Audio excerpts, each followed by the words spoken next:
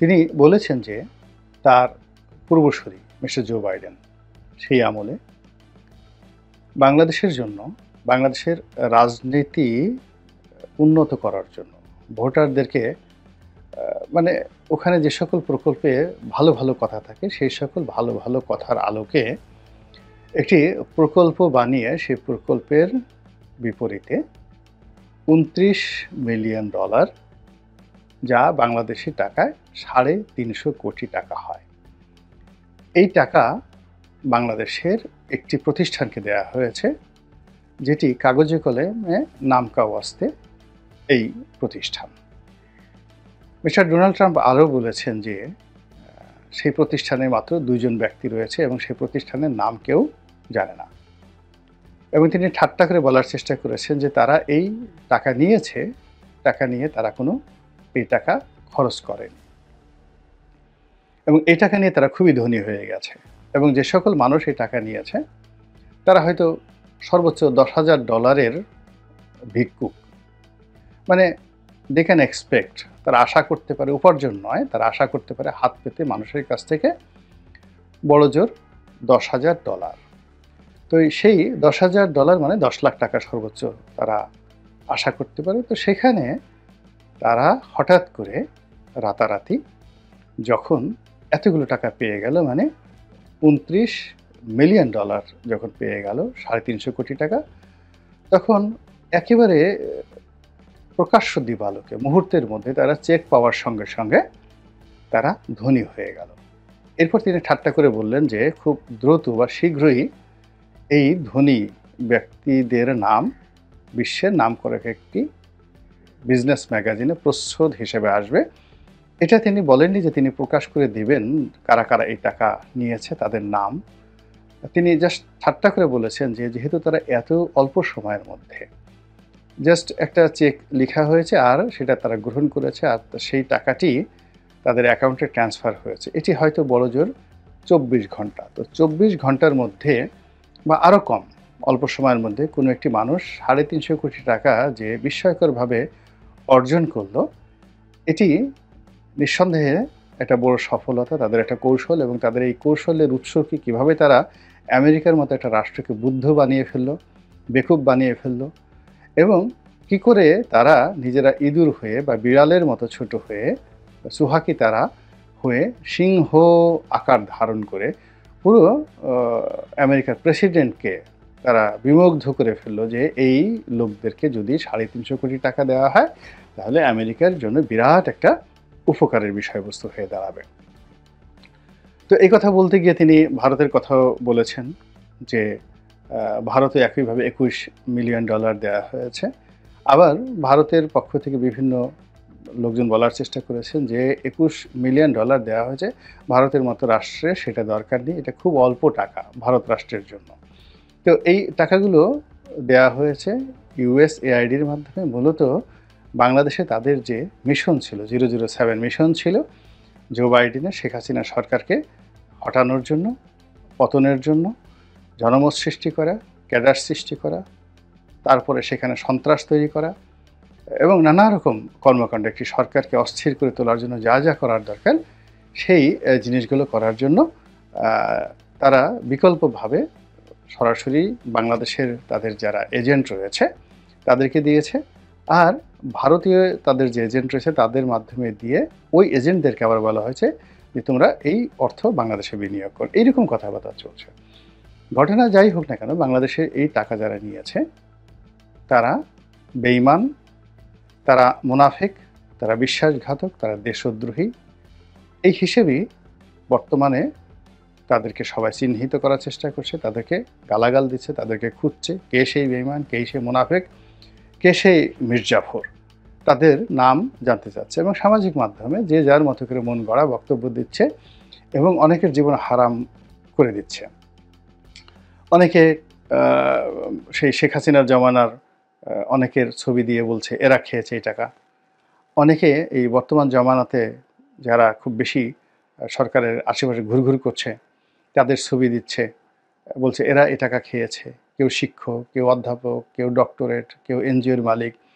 মানে পুরো বিষয়টা নিয়ে যে অবিশ্বাস, যে সন্দেহ তৈরি হচ্ছে, এটি নিয়ে যে কোনো সময় একটি অস্বাভাবিক, অনভিপ্রেত এবং অস্বস্তিকর একটি পরিবেশ তৈরি হবে এবং যে কোনো দুর্ঘটনা ঘটে যেতে পারে।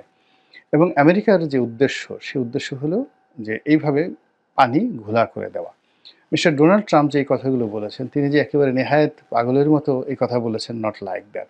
বোঝার চেষ্টা করুন যে আমেরিকার মতো একটি রাষ্ট্র, আপনারা যারা আমেরিকাতে থাকেন, আপনাদের ঘনিষ্ঠ বন্ধু-বান্ধব বাদ দিয়ে ধরুন আমেরিকার যে এলিট সোসাইটি রয়েছে, তাদেরকে ঢাকা সম্পর্কে, বাংলাদেশ সম্পর্কে জিজ্ঞেস করেন, খুব অল্প লোক এখনো পর্যন্ত বাংলাদেশ সম্পর্কে তারা জানে। বেশিরভাগ লোক বলে ওটা ইন্ডিয়া। তো সেখানে মিস্টার ডোনাল্ড ট্রাম্প বাংলাদেশের নাম যেভাবে উচ্চারণ করছেন বারবার, বাংলাদেশকে নিয়ে যেভাবে টুইট করেছেন, শেখ হাসিনার সেই পতনের পরপরই এবং তার ক্ষমতা লাভের আগের থেকেই এটির পেছনে একটি সুদূর প্রসারী পরিকল্পনা রয়েছে। এবং তিনি যেভাবে টুইট করছেন, যেভাবে ডক্টর মোহাম্মদ ইউনূসের সরকারকে নাজেহাল করার চেষ্টা করছেন, যেভাবে আবার ইলন মাস্ককে দিয়ে এই সরকারের ভিতরে ঢুকে শাখের করাত হওয়ার চেষ্টা করছেন, যেভাবে শেখ হাসিনাকে প্রমোট করার চেষ্টা করছেন, নরেন্দ্র মোদীকে প্রমোট করার চেষ্টা করছেন, যেভাবে এই যারা বিপ্লব, জুলাই আগস্টের যে বিপ্লব, সেই বিপ্লবকে কলুষিত করার চেষ্টা করছেন, এটি তার একক সিদ্ধান্ত নয়, আর এই ব্যাপারে তার চিন্তা করারও সময় নেই। তার যে উপদেষ্টা মণ্ডলী রয়েছে, তার যে লবিস্ট গ্রুপ রয়েছে, তার যে এক্সিকিউটিভ বডি রয়েছে, সেখানে এরকম ব্যক্তি রয়েছেন বা গ্রুপ অফ পিপল রয়েছেন যারা এই ধরনের তথ্য দিয়ে, উপাত্ত দিয়ে, কাগজ দিয়ে, পত্র দিয়ে প্রেসিডেন্টের সামনে সেটি উপস্থাপন করে প্রেসিডেন্টকে দিয়ে সেই কথাগুলো বলাচ্ছেন। এখন আমাদের একটা ছোট দেশ, আমেরিকার তুলনায় এত ছোট কল্পনাই করা যায় না সব দিক থেকে। তো সেই দেশে একজন প্রধানমন্ত্রী কিংবা এখন প্রধান উপদেষ্টা যিনি রয়েছেন তিনি, অথবা ধরুন একজন মন্ত্রী, তার মুখ দিয়ে যে কোনো একটা কথা বের করানোটাই আমাদের এই সমাজে অনেক দুরূহ একটা বিষয়। বাংলাদেশে ডক্টর ইউনূসকে নিয়ে যে কোনো কথা কিন্তু আমরা এখন মার্কেটে ছাড়তে পারছি না বা বলতে পারছি না। তো এই যদি হয় আমাদের অবস্থা, তাহলে আমেরিকার প্রেসিডেন্টকে দিয়ে বাংলাদেশের মতো একটা ছোট রাষ্ট্র নিয়ে একটা কথা বলানো, এর পেছনে একটা বিরাট ফাইলের ওয়ার্ক রয়েছে, কাজ রয়েছে, এবং সেই কাজটি হচ্ছে যেটি আমাদেরকে অনুধাবন করতে হবে। যেমন ধরুন, আমাদের দেশে এখন যদি কেউ পপুয়া নিউ গিনি নিয়া কথা বলে আমাদের ডক্টর মোহাম্মদ ইউনূস, কিংবা ভানুয়াতু নামক যে একটা দেশ আছে, এই দেশের একটা বিষয় নিয়ে যদি ডক্টর মোহাম্মদ ইউনূস কথা বলেন, তাহলে বুঝতে হবে কি আমাদের পররাষ্ট্র মন্ত্রণালয় এবং আমাদের এই এখন যারা বিপ্লবের নায়ক রয়েছেন, উপদেষ্টা মণ্ডলী রয়েছেন, তাদের একটা বিরাট গ্রুপ এই দুটো রাষ্ট্র সম্পর্কে আগ্রহী, এবং তারা ওখানে নাক গলানোর জন্য বা ওখানে কোনো কিছু ঘটানোর জন্য প্রেসিডেন্টের বা প্রধান উপদেষ্টার ক্ষমতাটাকে ব্যবহার করতে চাচ্ছেন। আদারওয়াইজ আমাদের দেশে ভানুয়াতু নিয়ে কথা বলার সময় ডক্টর মোহাম্মদ ইউনূসের নেই। তো বাংলাদেশের জন্য যেভাবে ভানুয়াতু একটা খুবই ছোট একটা অনুল্লেখ্য বিষয়, আমেরিকার জন্য বাংলাদেশ তদ্রূপই একটা বিষয়। তো সেই বিষয় নিয়ে তিনি যে কথাগুলো বলছেন, এটি ডোনাল্ড ট্রাম্প সরকারের শুরু, বাংলাদেশ নিয়ে খেলাধুলার শুরু। এই খেলাধুলা এখানে থামবে না, এবং এই খেলাধুলা সহজে শেষ হবে না, এবং এই খেলার পেছনে আরও বড় কিছু অপেক্ষা করছে। এটি এখন যারা রাষ্ট্র ক্ষমতা আছে তাদেরকে এটা বুঝতে হবে। দ্বিতীয়ত, আমাদের এই দেশে আমরা যাদেরকে এখন এই টাকা গ্রহণকারী বেঈমান বলছি, মুনাফিক বলছি, বিশ্বাসঘাতকতার কথা বলছি, আমাদের দেশ একমাত্র দেশ যে দেশে মীর জাফররা বহুবার রাষ্ট্র ক্ষমতায় বসেছে। অন্য কোনো দেশে এইভাবে রাষ্ট্রীয় স্বীকৃতিপ্রাপ্ত ট্রেইটর তারা কখনোই ক্ষমতায় বসেনি। কিন্তু আমাদের কি হয়, প্রায় ৩০-৪০ বছর, ৫০ বছর পরপরই আমাদের একজন করে জাতীয় বেঈমান তৈরি হয়ে যায়।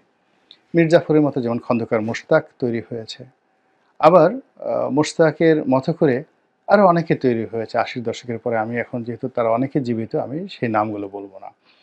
রাজনৈতিক দলের মধ্যে বেঈমান তৈরি হয়, মুনাফিক তৈরি হয়, আমরা ১/১১-র সময় দেখেছি। আবার এই যে এখন যে একটা প্রক্রিয়া চলছে, ২/১১-র যে একটা প্রক্রিয়া চলছে, এই সময়টিতে আগামী কয়েক মাসের মধ্যে আপনি বিএনপির এবং আওয়ামী লীগের অনেক পরিচিত মুখের এমন সব বেইমানি, এমন সব মুনাফিকি আপনারা দেখতে পাবেন, যেটি আপনি আমি এতটা স্তম্ভিত হব তাদের কথা শুনে, তাদের কর্মকাণ্ড দেখে, যেটি এই মুহূর্তে আপনি আমি কল্পনাও করতে পারছি না। কিন্তু এই বাংলাদেশটা আসলে বেঈমান মুনাফিক মির্জাফরদের একটা উর্বর ভূমি। বহু যুগে এই বেঈমান মুনাফিকরা ছিল। তো কাজেই শেখ হাসিনার সরকারকে পতন ঘটানোর জন্য যেমন তার দলের মধ্যে বেঈমান ছিল, দলের বাইরে বেঈমান ছিল, সাধারণ মানুষের মধ্যে বেঈমান ছিল, রাজনৈতিক দলের মধ্যে বেঈমান ছিল, যারা কেবলই মাত্র নিজেদের রাজনৈতিক স্বার্থ নিয়ে চিন্তা করেনি, কেবলই মাত্র নিজেদের ব্যক্তিগত স্বার্থ নিয়ে চিন্তা করেনি, তারা তাদের স্বার্থের জন্য বা সামান্য কিছু টাকার জন্য সেন্ট মার্টিনকে বিক্রি করে দেওয়া, পার্বত্য চট্টগ্রামকে অশান্ত করে দেওয়া, রোহিঙ্গাদেরকে দিয়ে অনাথ সৃষ্টি তৈরি করে একটি নতুন রোহিঙ্গা রাষ্ট্র তৈরি করা, ভারতের সাথে দালালি করে চিকেন নেক, ফেনী নেক, মানে ফেনীর যে করিডোর রয়েছে, এই করিডোরগুলো বা শিলিগুড়ি করিডোর যে রয়েছে, সেইগুলোতে যে চিকেন নেকগুলো রয়েছে, সেই চিকেন নেকগুলোর মাধ্যমে ভারতকে আমাদের দেশে ঢুকিয়ে দেয়া, এই সকল বেইমানি মুনাফিকি দেশদ্রোহীমূলক কর্মকাণ্ড করার জন্য আমাদের এই সমাজে লোকের অভাব নেই। এদের অনেকের বাহারি পোশাক আছে, অনেকের হাতে অস্ত্র আছে, অনেকের হাতে অর্থ আছে, অনেকের ক্ষমতার চেয়ার আছে, এবং তারা সেই কাজগুলো অতীতে যেভাবে ম্যাটিকুলাসলি তারা করেছেন, এখনও তারা কিন্তু সেই কাজগুলো করে যাচ্ছেন। অতীতে বাইডেনের জন্য করেছেন $29 মিলিয়ন নিয়ে, এখন বিনা পয়সায়, অথবা দেখা গেল 29-এর ডবল টাকা নিয়ে, অর্থাৎ $58 মিলিয়ন নিয়ে ট্রাম্পের কাছ থেকে নিয়ে এখন নতুন বেঈমান, নতুন মুনাফিক, নতুন বিশ্বাসঘাতক কিন্তু আলটিমেটলি তৈরি হয়ে গেছে। এবং এই বিশ্বাসঘাতকরা প্রথমে যে কাজ করবে, আগের মীর জাফরদেরকে মেরে ফেলবে, মেরে তারপরে নিজেরা সেই যে ট্রাম্পের যে মাস্টার প্ল্যান সেটা বাস্তবায়ন করবে। এবং সেটা কতটা ক্রুশিয়াল আপনি চিন্তা করুন। জো বাইডেন সাহেব অনেকটা লিবারেল ছিলেন, ভদ্রলোক ছিলেন ডেমোক্র্যাটরা। তো তিনি ইউরোপের স্বার্থ এবং ইউরোপের সঙ্গে আমেরিকার যে বন্ধুত্ব, এটির কৌশলগত দিক বিবেচনা করে ইউক্রেনকে সহযোগিতা করেছেন। আমি যে কোনো যুদ্ধকে সমর্থন করি না, কিন্তু তিনি কখনোই বলেননি যে আমি তোমাকে $10 দেব, বিনিময়ে আমাকে $20 সেই তোমার স্বর্ণ রৌপ্য মুদ্রা দিয়ে দিতে হবে। বা আমাদের দেশে অনেক সময় হয় না যে ঠিক আছে, ওই যে আলেপ যে পুলিশ কর্মকর্তা, র্যাব কর্মকর্তা, সে স্বামীকে ক্রস ফায়ারে ফেলে দেওয়ার কথা বলে স্ত্রীকে যেভাবে ধর্ষণ করেছে, সেই ধর্ষণটাকে নিয়ে আমরা যেভাবে নিন্দা জানাচ্ছি, তার চেয়ে নিন্দনীয় যখন আপনাকে গান পয়েন্টে রেখে, যুদ্ধের মধ্যে রেখে যদি বলা হয় আপনার বাড়িটা লিখে দিন, আপনার ঘরে যে টাকা রয়েছে সেটি আমাকে দিন, আপনার ব্যাংক ব্যালেন্স আমাকে দিন, এটি ওই ধর্ষণের চাইতে কোনো অংশে কম নিষ্ঠুর নয়। এখন ইউক্রেন এবং রাশিয়ার যে যুদ্ধ, এই যুদ্ধে যদি আমেরিকার মদত না থাকতো, ইউরোপের মদত না থাকতো, জেলেনস্কি কোনোদিন সাহস পেতেন না, কোনোদিন সাহস পেতেন না রাশিয়ার সঙ্গে যুদ্ধ করার জন্য। এখন সেই যুদ্ধে নামিয়ে পুরো ইউক্রেনকে তছনছ করে দেওয়া হয়েছে। তছনছ করে দিয়ে এখন ট্রাম্প এসে বলছেন যে আমরা $300 বিলিয়ন ওখানে খরচ করেছি, এবং সেটি কিন্তু ক্যাশ খুব অল্প, বেশিরভাগই তারা অস্ত্র দিয়েছে, যে অস্ত্রগুলো তারা তৈরি করেছে পৃথিবী ধ্বংস করার জন্য। এই $300 বিলিয়ন প্যাট্রিয়ট ক্ষেপণাস্ত্র থেকে শুরু করে, কামান থেকে শুরু করে অনেক যুদ্ধবিমান তারা সেখানে দিয়েছে। এবং অবাক করার ব্যাপার হলো যে এর একটা বিরাট অংশ আবার ইরানে চলে গেছে ভয়ঙ্করভাবে, যেখানে ইউক্রেনের এই যাকে বলা হয় সৈনিকরা পরাজিত হয়েছে। এবং এই যুদ্ধে রাশিয়া পৃথিবীর বিভিন্ন দেশ থেকে ভাড়াটিয়া সৈন্যদেরকে ব্যবহার করছে, এবং এই সৈন্যরা যে সকল যুদ্ধে জয়লাভ করেছে তারা আবার এই সকল অস্ত্র চড়া মূল্যে ইরানের কাছে বিক্রি করে দিয়েছে, এবং ইরান এই সকল প্রযুক্তি ব্যবহার করে আবার সেই প্রযুক্তি দিয়ে আমেরিকার বিরুদ্ধে যুদ্ধ করার জন্য এখন রীতিমতো প্রস্তুত হয়ে গেছে। তো এই হলো বিশ্ব রাজনীতির ভয়ঙ্কর খেলা, এবং সেই খেলায় মিস্টার ট্রাম্প ক্ষমতায় এসে প্রথমে তিনি বললেন 24 ঘন্টার মধ্যে যুদ্ধ বন্ধ করবেন। এরপর তিনি মিস্টার পুতিনের সঙ্গে কথা বললেন। তারপর ইউক্রেনকে চাপ দিলেন। চাপ দিয়ে ইউক্রেনের জেলেনস্কিকে স্বৈরাচারী বললেন। তারপরে তাকে ভাঁড় বললেন। আপনারা জানেন যে তিনি মূলত একজন চলচ্চিত্রের কমেডিয়ান, নায়ক। আমাদের যেমন হাবা হাসমত আছে, ওইরকম হাবা হাসমত প্রকৃতির চরিত্রে তিনি অভিনয় করেন। খুবই জনপ্রিয় ছিলেন। কিন্তু সেই দেশে তার অবস্থান স্বৈরাচারী, অর্থাৎ তিনি জোর করে ক্ষমতা দখল করেছেন এবং জনগণের সমর্থন তার নেই।